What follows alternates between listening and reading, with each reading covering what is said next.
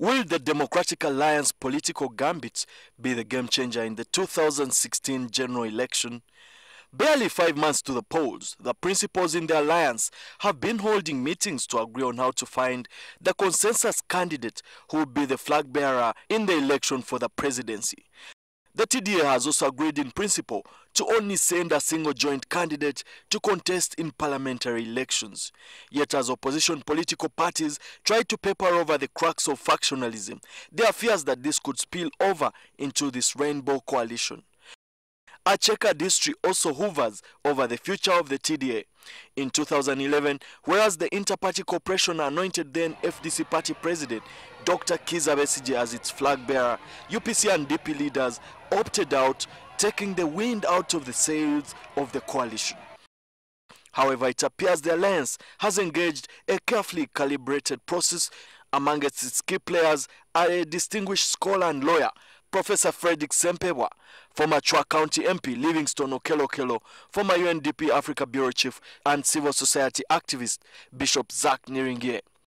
Moses Kisa, who is a political science PhD student at Northwestern University, opines that whereas there are lessons to learn from the past, the coalition offers the opposition the best shot at the presidency. At it again. The question then is why? Because it is the best way for them to be able to have a chance going into an election with an incumbent who has a firm control over the state machinery, and therefore, in essence, the opposition is contesting against the state of Uganda. Please note that NRM as a political party does not exist. It's also a view shared by Makerere University scholar Dr. Byaruhanga Rukoko. So there is internal struggle for power, but above all, there is external power to the Democratic Alliance, mainly the state stroke party of the ruling group called the National Resistance Movement.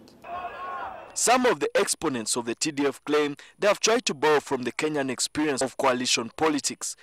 Some of the practices of the Kenyan system may not be in tandem with the Ugandan experience. You see, the ethnic question in Kenya is such a pronounced factor. It's at the center of their politics. You know, our politics here remain ethnicized, but not to the extent of the Kenyans.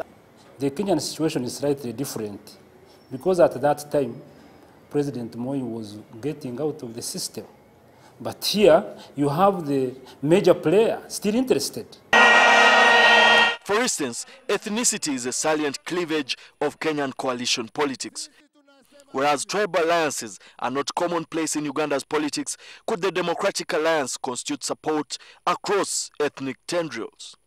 Emmanuel Mutaiziwa, NTV Weekend Edition.